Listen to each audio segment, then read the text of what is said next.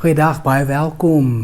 So op hierdie naweek en ons is in Johannes 4 en ons het die gedeelte gister gelees oor die vrou by die put wat hierdie dors aan die Here bekend maak en die Here wat haar hierdie uitnodiging gee. En dan reageer sy. Ons lees vers 28. Die vrou het haar waterkruik net daar laat staan en na die dorp toe gegaan en vir die mense gesê, kom kyk, hier is 'n man wat my alles vertel het wat ek gedoen het. Is hy nie miskien die Christus nie?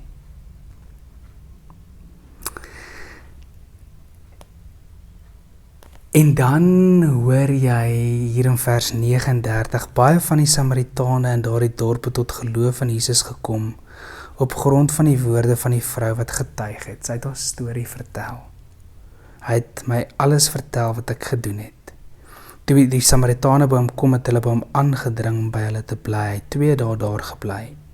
Nog baie meer van hulle het tot geloof gekom, in hom gekom op die grond van wat hy gesê het.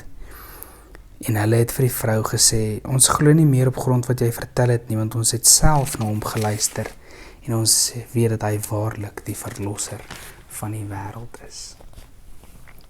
Hoe kragtig dat mense kom na hierdie vrou haar storie vertel het en dat hulle self ook 'n ontmoeting het met die lewende Here en dat hulle by hom pleit om langer hier te bly en dat hulle hierdie bekentenis maak, hierdie belydenis maak.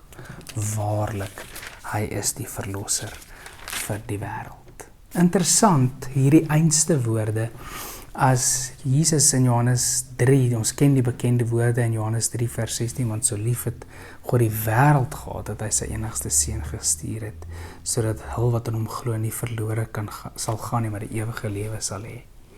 So lief het hy die wêreld gehad. En ons lees in die begin van hierdie hoofstuk 4, vers 4, dat hy moes deur Samaria gaan. Daar was 'n baie spesifieke rede daarvoor. Sy disippels het heel natuurlik geprotesteer. In die ander evangelies hoor ons dit baie duidelik.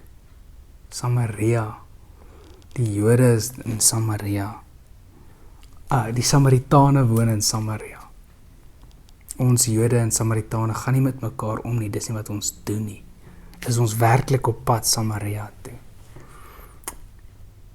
Sodat Samaritane kan sê wat hulle uiteindelik ook bely, dat waarlik hierdie man is die verlosser vir die hele wêreld. So die Here wil graag eintlik sy disippels vir hulle wys hoe lyk dit om lief te wees vir hierdie wêreld. Is om juis deur Samaria te gaan, sodat hulle op die einde van die dag hierdie belydenis kan maak. Die vrou in haar storie, sy het haar storie dra krag. My en jou storie van ons geloofreis dra krag. Moenie jou storie, dit wat jy ook in hierdie tyd beleef, vir jouself hou nie, deel dit met mense. Wees daarop ingestel dat jou storie het die vermoë om ook mense se lewens diep aan te raak en te verander. Om hulle in 'n kontak of in 'n ontmoeting met die lewende Here te plaas. En mag dit so wees. Dankie Here vir hierdie vrou. Dankie Here dat hy daardie dag besluit het om deur Samaria te stap. Doelbewus met 'n agenda en 'n missie om die wêreld lief te hê. Mag ons ook doelbewus die plekke heen loop om die wêreld lief te hê. Wat ons nie vir onsself sou kies nie, maar wat die pad wat die Gees ons heen trek, sodat ons daar die wêreld kan lief hê. Amen.